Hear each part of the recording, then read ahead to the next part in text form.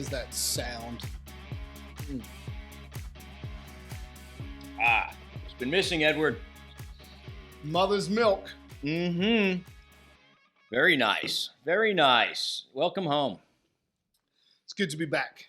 Yeah, it is. Not sure where we've been or where we're going. We've been around, like Tupac said.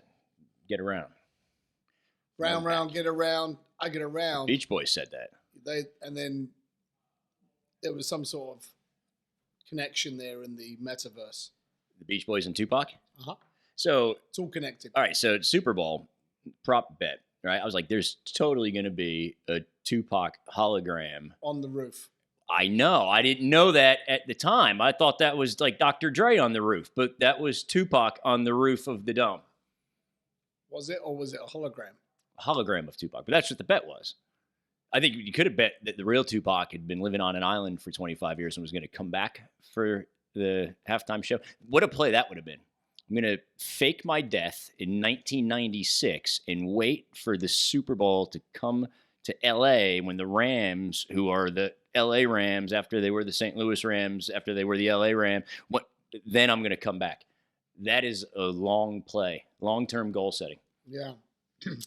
Which is a nice segue into us being more directive and serious this season.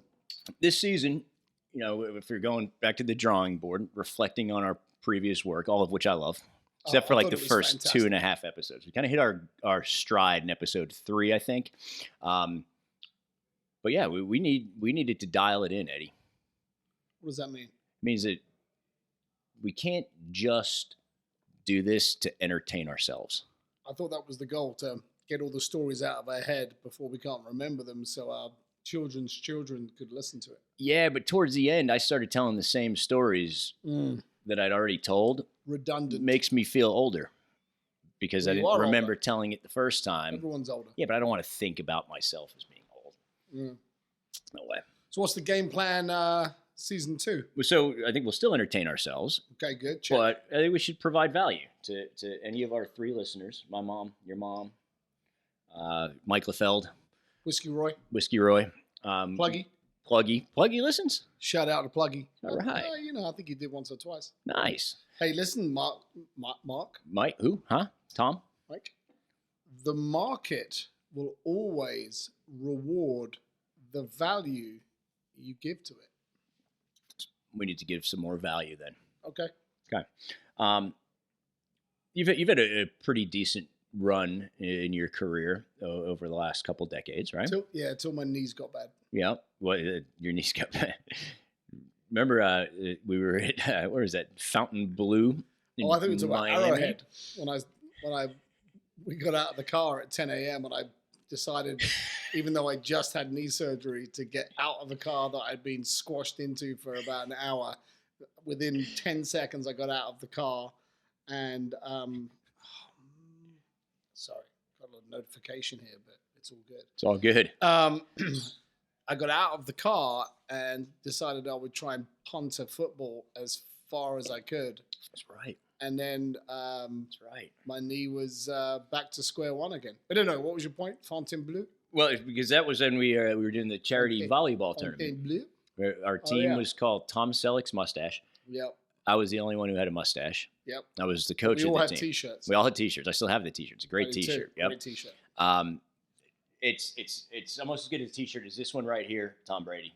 We've got hundreds of these that can be yours, Tom, when you get to Tampa and take care of unfinished business. And you mean we won't tell anyone that we actually had those made the year after the Falcons tragically lost in the Super Bowl after having to Tom Brady. It's all connected. It is. It's all. We just happen to have about 1,000 of them left. Yeah. Anyway, volleyball. I thought we had a killer squad. I was excited to coach. I had my clipboard. I had my mustache. I had a visor. We had about 12 people on the squad. That was what's funny about it. 12 people on the squad, but only 6 could start. Mm-hmm. So we had a team meeting the night before. We were like, all right, guys, we want to win this thing. Who is actually good at volleyball? And everybody said, I'm really good at volleyball. Yeah. Mm-hmm. And so there was some tough decisions there. And then all I really remember about that day was the other team served. Mm-hmm. the guy who was back left for us, who I thought might have been one of the best athletes we had on the team. Will Gunn? Was it? No, I don't think it was. Tom Peck? No. Wasn't Jason Harris, but somebody took anyway. He just took it straight to the face. He never even got his hands up. Yeah. And then shortly after that. And then what happened? What happened on the next serve? Wasn't the next serve? Oh no, it was 3 embarrassing. That happened. The ball off the dome, first play of the day. Then I went to go whatever that is. Bump. Set. No, set's like rainbow. Set. Okay. Bump. Set. I went to go bump it. Spike, but I don't think any of us could get over the net. Right. I went to go bump it, and the ball got lodged in between my forearms. and just stayed there. I was like, it's been a while since I played volleyball, evidently. And then about 2 plays after that, I tore my ACL and MCL. Yep. But I stayed in there for one more play, even though I knew I'd really hurt myself, because I didn't want it to look like I was faking an injury because of that bad forearm play. So that's interesting. So your mentality at that moment was, mindset. I am going to be a champion. I'm going to be a champion. I got to be a quitter. I got to be an example for this team of absolute fucking losers that don't even know what volleyball is. Correct. And this guy with the mustache who's coaching over here. Yep. Actually, now that I think about it, you look like Ted Lasso before Ted Lasso existed. So I invented the Swiffer, Instagram, and Ted Lasso, apparently. Where's the check for that? Did you monetize any of those ideas? No. I pay Swiffer every time my kids break the Swiffer. Yeah, go get another one. Mm-hmm. So that's good. That's good. So mindset. Mindset is where we're going to start this journey here in season 2, right? It all starts with mindset. Okay. You know what's interesting? When people say, I've been hearing voices in my head. Where else are you going to hear them? In your knee? Never thought about that. I thought you were going to get deeper than that. That's good. It's just a thought. Mm-hmm. Mindset. If the mind is not right, a lot of other things can be right, but you'll still be wrong. Okay. If the mind is not right, other things can be right, but you'll still be wrong. You could have good strategy. Write that down. Coaching, mentorship. Yeah. And you're still not going to end up where you need to be, because the mindset is the most important thing. So we see examples of that every single day in what we do, what we've done for the last several years, right? What do we do? We sell shit, and a lot of it that's right. Today while I'm here, right?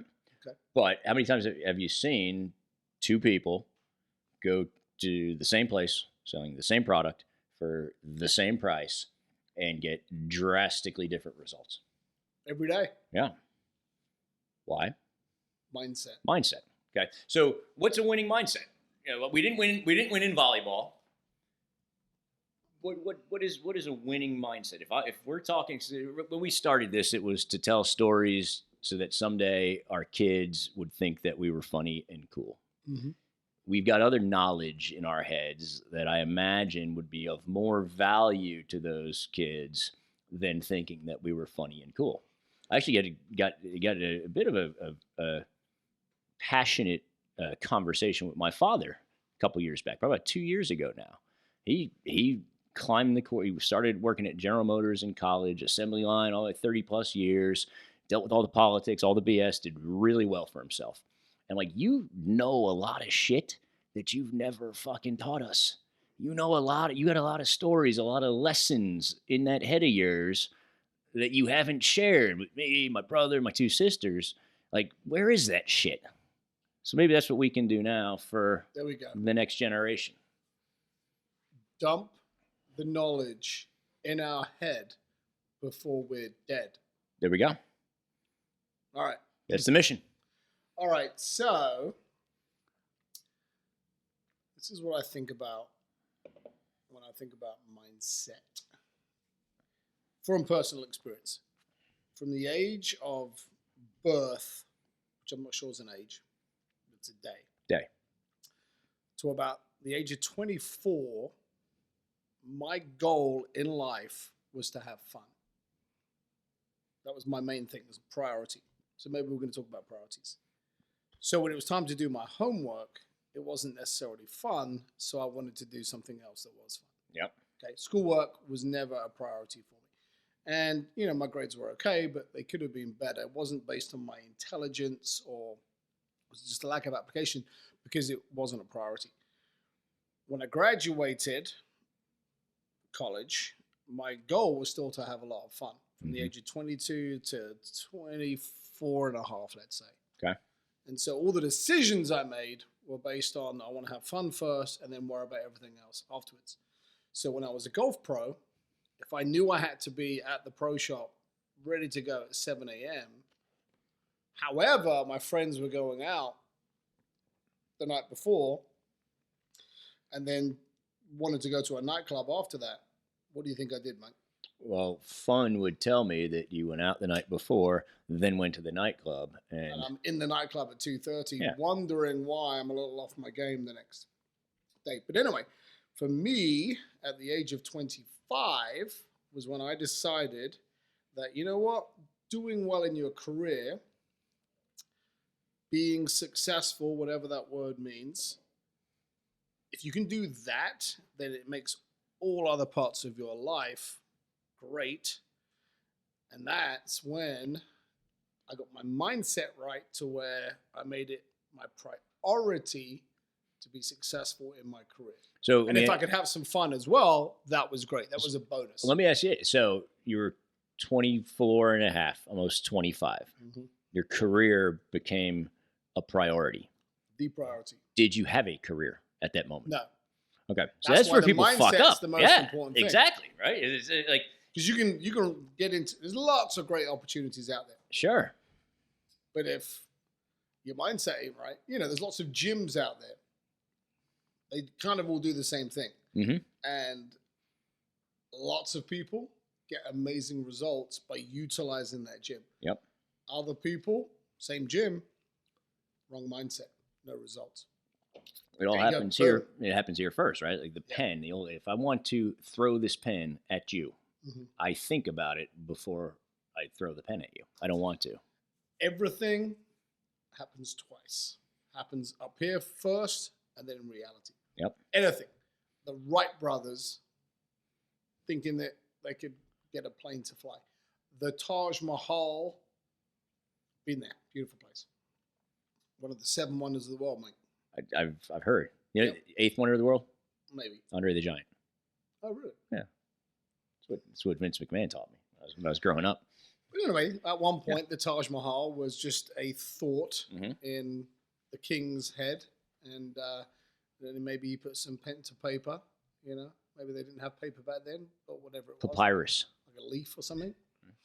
Yeah. Maybe they didn't have pens. I don't know. And now it is what it is. Okay.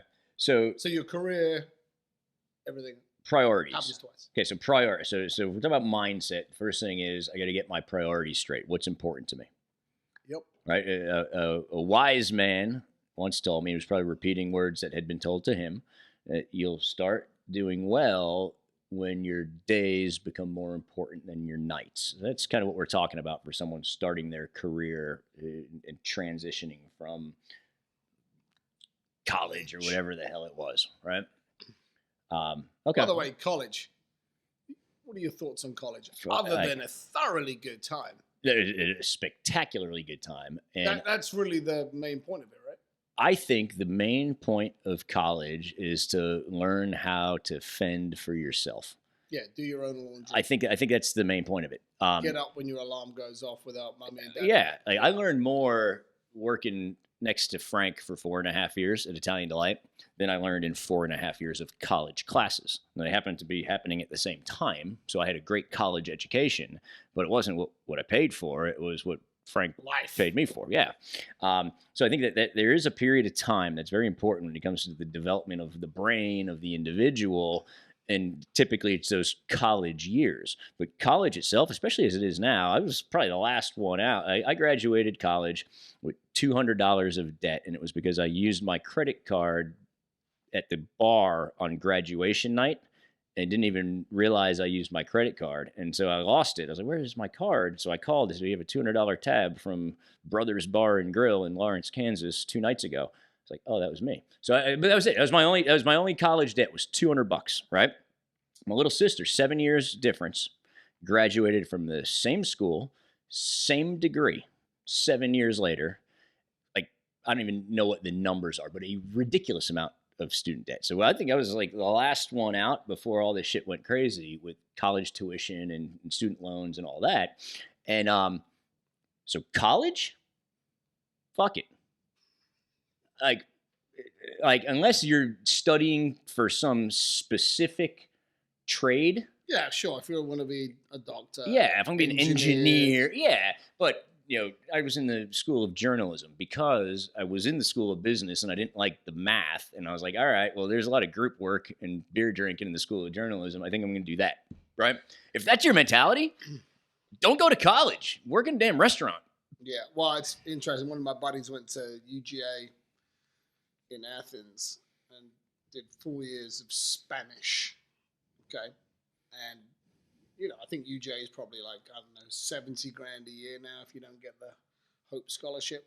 So for 280 grand, if your goal is to learn about Spanish, would you be better off going to Athens, Georgia for 4 years, or just going to Spain for a semester, for a year, and getting a job as a barista, making some dough, learning the lingo, learning the culture? Way better stories. Well, Athens is fun. I think number one party school in the country. But I imagine they party pretty well in Spain. ASU was the. No, I saw something at Barstool, I think, or someone posted something. Georgia? Well, you win the national championship, you throw a lot of parties, I think. So it probably contributes. I don't know what Arizona State's done athletically lately. Herm Edwards coach out there? He coached the Jets, for Christ's sake. So come on, not much to party about. Okay, all right. So you said you're better off going to Spain, getting paid a little bit while you're doing it. If the goal is to get... If the goal is to learn Spanish. Sure. Okay. I agree. 100%.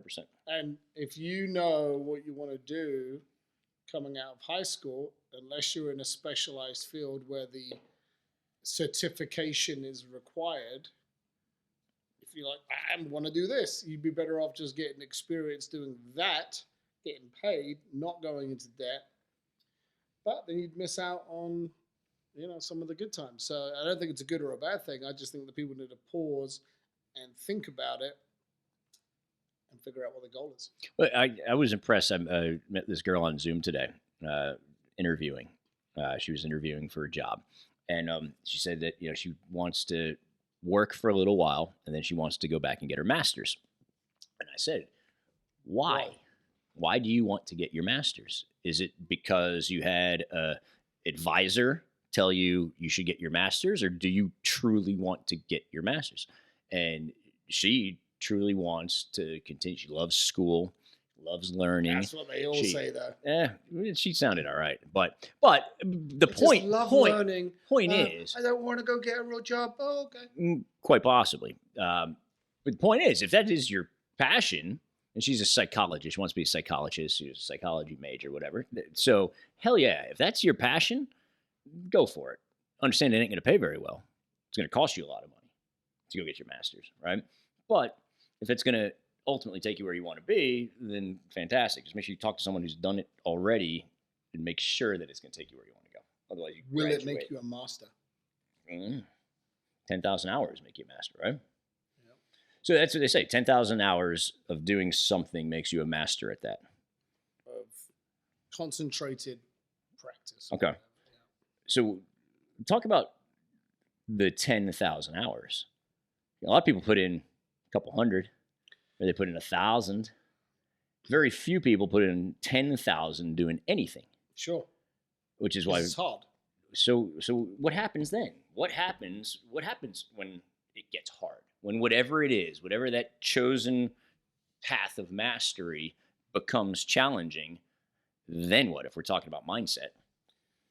Well, the tough times, the failures, and the negatives either build you or break you, depending on how you look at things, right? I don't know if this really applies, but I'm going to talk about it anyway. You know where unhappiness comes from, Michael? I do, and I'm excited for you to talk about it. Yeah, All right. I am. I do know what it is. So unhappiness is the gap between your expectations and reality. Talk about steakhouse. Yeah. So if I were to say to Baker, we're going to go out to dinner tonight to the best restaurant in town, I would be setting the bar, the expectations fairly high. I pick you up, we drive for a little bit, we pull into the Applebee's parking lot. That is now the reality.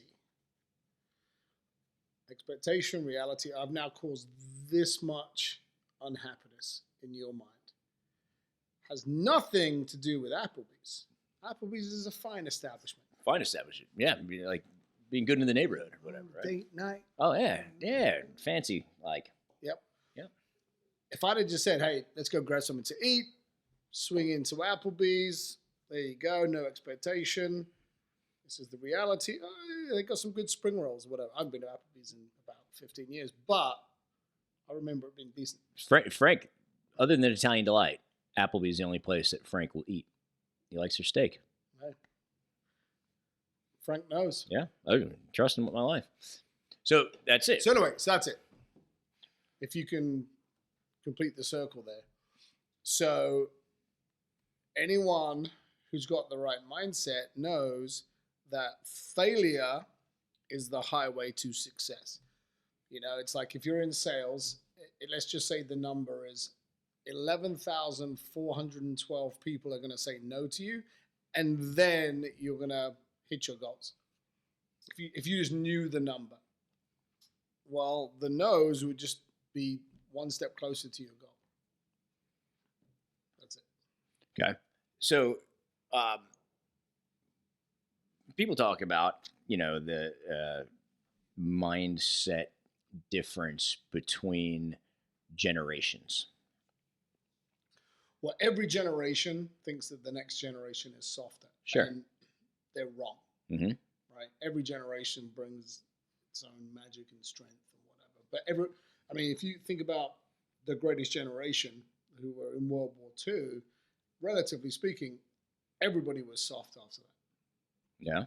But yeah, certainly now the Gen X, Gen Z, Gen whatever, mm-hmm. that is the notion is that these guys are soft, but it's not right. So if we talk about mindset, it leads to mentality, and I think mental health, things of that nature, very much more talked about and more acceptable. I don't think it's new. It's just it's now not taboo. You're not shunned if you speak about it, right?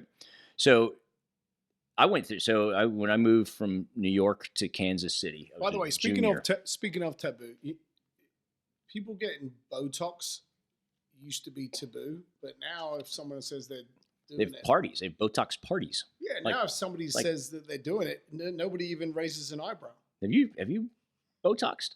No. No one even raises an eyebrow. It's true. Good point. Thank you. Get it, Baker? Because it can't. Yeah. I actually, I haven't ever told you this, but I haven't been getting Botox, but I have had a lot of plastic surgery, a lot. And so I've been going to these plastic surgery, like anonymous meetings. And the last one I went to, the kind of guy in charge, he had us all sitting around, and he goes, I see a lot of new faces in here tonight, and I must say I'm pretty disappointed in you guys.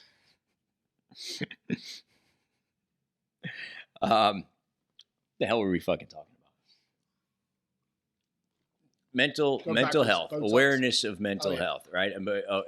obviously it's much more of the conversation in culture and society these days. Um, I think a lot of the mental health struggles are universal and timeless, right? So while you or I may not have felt like we were dealing with depression or anxiety, we probably were feeling a lot of the same things that today have words to them, right? So at times when you were learning, growing, failing, getting small tastes of success and feeling these things, what was your approach? Because you couldn't just talk about it. You couldn't. It wasn't acceptable. Sure. So you had to figure out how to deal with it somewhere in here. Yeah, well, for me, I have always related everything back to sports, which is why I'm a huge fan of all my boys playing sports. The Twins are 4; they're already in a couple of leagues because sports teach you that you aren't always going to win, and it's okay to lose. And if you lose, what did you learn from it? And let's go try and win the next one. So I think for me, I just had the right attitude to, expectation that you ain't going to win them all, and not only that, there's an old saying, like if I go to get my, coffee at Starbucks at 6 a.m, there's no traffic. But if you go at 8 o'clock, the line's out the door, right? You can't even get in the line. And my point is that there's not a lot of competition at the top, right? There's a lot of competition when it comes to operating in an average manner.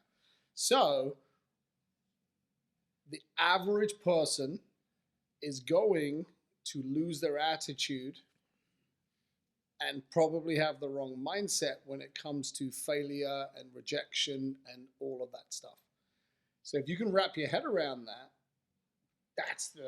that's how you leap over the average guy, is that, hey, I'm feeling these things too. So is everybody else. And if I can just get to the other side, there ain't going to be a whole lot of competition there.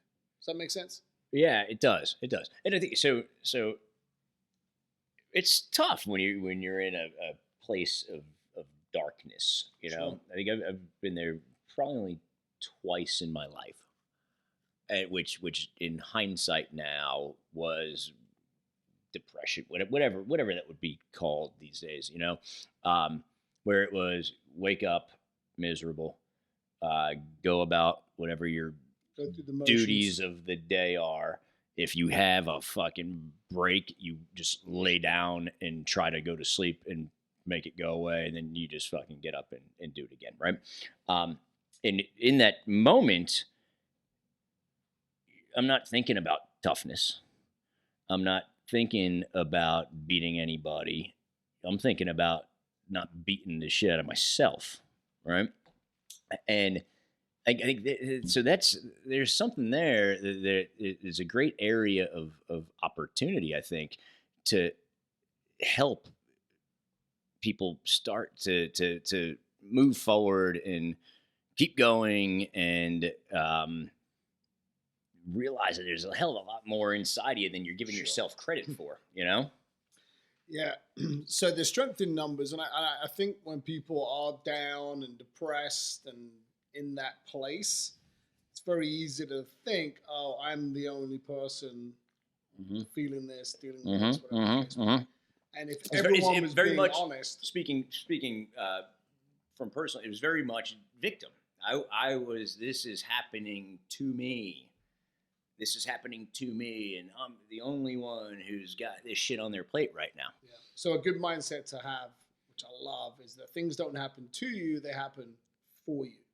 Human beings, Gary told me this. Human beings only learn through pain and suffering. And so everything happens for you. It's like, don't touch the hot plate. Don't touch it. Don't touch it. Or with the Twins, don't sit up on the counter. And it isn't until they fall off that they believe that they probably shouldn't sit up there and don't do it anymore. But anyway, there's strength in numbers to know that kind of everybody goes through a tough time, and everybody gets out of it. That's why I love reading autobiographies of successful people. Yeah. Because a lot of times it's very easy to see a finished product and go, wow, that person's so successful. They're so, they're top of their game, whatever. You're seeing the finished product. But that's the great thing about autobiographies is you can go through the journey with them and you're like, damn, this person failed a lot. This person went to a dark place. This person was about to give up, but they didn't. And here's the thing about, the advice that we've all heard over our lifetime is that the simple ones that stick around have a lot of legitimacy to it. Like, don't quit. Quitters never win. Winners never quit. Like, you're like, that makes sense. But like everybody who's super successful didn't quit. That's really what it boils down to. Yeah. They wanted to. These are cliches for a reason because they've withstood the test of time and been proven over and over and over and over again to be the way, right? Yeah, I had a book. Someone borrowed it, never returned it, but it was like Forbes success stories, and it was every chapter was a different success story, but every chapter was exactly the same. From Oprah to the guy who founded Domino's Pizza to Donald Trump back when he was a successful business person. It sucked. Failure. Overnight success. But none of it is overnight. Sure. It's like when musicians, like I was listening to an interview with like Ed Sheeran in one of his big songs. Is he cousins? You guys are cousins, right? Pretty much. Yeah. One of his big songs he wrote in like 20 minutes, literally. But he didn't because he had 18 years of preparation to be able to write that song in 20 minutes. Dolly Parton wrote Jolene and I Will Always Love You in the same afternoon, sitting down like, boom. Solid afternoon. Yeah, no shit, right? Dolly Parton turned down an induction into the Rock and Roll Hall of Fame because she says, I haven't made a rock and roll record yet, and I feel like there's other people that you should vote for. She goes, but I want to make one, so I'll make one next, and then you can vote me in. That's a fucking rock star. Rock star. Obvious how you feel about Dolly. I love Dolly. Vivint loves Dolly. I didn't know anything about Dolly. Vivint loves Dolly, so I love Dolly. I'm happy for you. Thank you. Dolly, she's your type.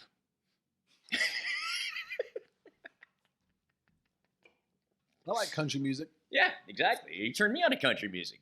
Hootie. I don't think about. Remember that? Right. That was it. I think that's probably the first country music song I ever listened to. I have an alter ego, Richie Chivers. I've met him. Yeah. I've met him on first ever Broadway in Nashville. English country music star. Yeah. He just hasn't broken out yet, which brings us back to our point. Like he may not break out until I've done karaoke, another 864 times, but he'll be big at some point. It starts here. It starts with the mentality. You always had an eye for things that glitter, but I was far from being made of gold. So I'm still a novice to country music. Mm-hmm. Did Richie write that? Well, I think Tim McGraw got like the credit for it. Okay, all right. Richie was a heavy influence. Speaking of Tim McGraw, I think I fucked up. I think I should have been born a cowboy. Watch his Yellowstone stuff. Mm-hmm. I should have been a cowboy. I think I probably was a cowboy in a previous life. Yeah. You look like a Lone Ranger. Tonto with the mask. Did you know that, you can Google this, but John Wayne was a tall man. Yep. Like 6'5" or something. Small feet. Like size 7 feet. So that's why he walked funny. His star on the Hollywood Walk of Fame has his boot prints. Yeah, very small. I'm a small guy. I'm not tall nor large in many ways but one. And my feet were as big as John Wayne's feet. Well, there you go. There you have it. Mm-hmm. Very good. Well, we're just scratching the surface here. I think so too, Mike. But here's what I want to share before we go off into the Ethernet. Yes, the metaverse. We're on someone's phone right now. What are you doing? But right now, when they're watching it right now, it'll be on someone's phone.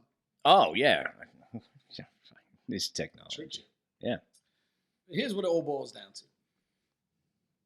Figure out what you want. Right? Best piece of advice I ever got from Bob Ficazio. Oh, Bob. At some point in your life, maybe when you're ready to get serious, for me it was 25 years old, life had beaten me up enough to where I was like, it's time.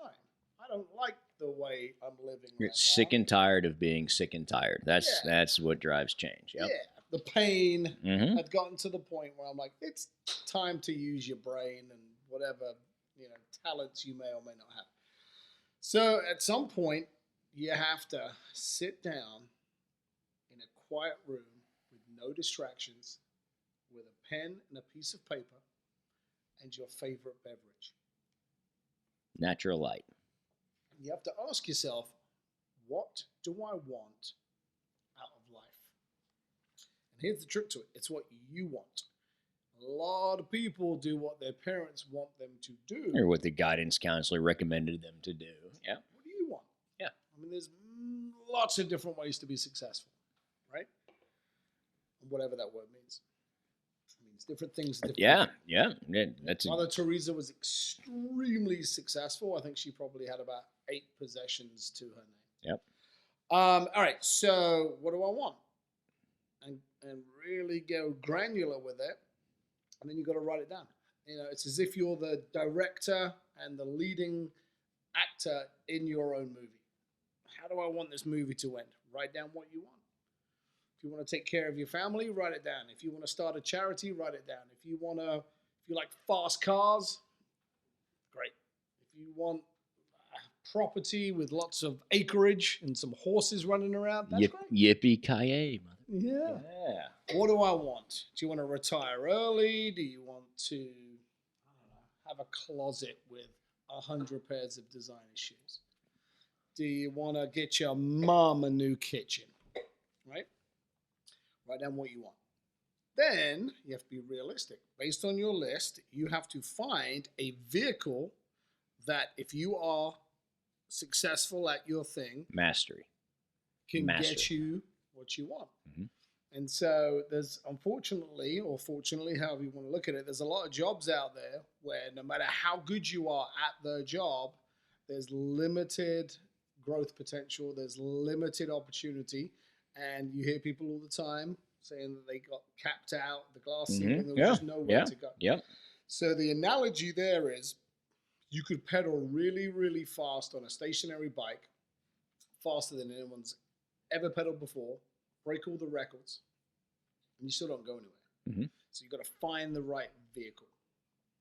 Okay, so you figure out what you want. You've now found the right vehicle, and then this is kind of wrapping up the mindset piece of it. You then have to ask yourself, am I willing to do the work? That's it. And if you are, then the cool thing is you get to check everything off your list. If you're not, then you have to start crossing some things off your list. And so once I made my list when I was 25 years old, and I started doing sales and all the rejection and the failure and all that, and that little voice in your head that's always there, like, yeah, we don't have to do this. Let's go do something easier. This sucks, right? I don't want to work on Saturday. Like, who works on Saturdays, right? I would look at my list, and there was nothing on my list that I wanted to cross off. So then it was like, I'll just go do the work. Bingo. Hey, Eddie, it's only valuable because it's true. This is true. Invaluable.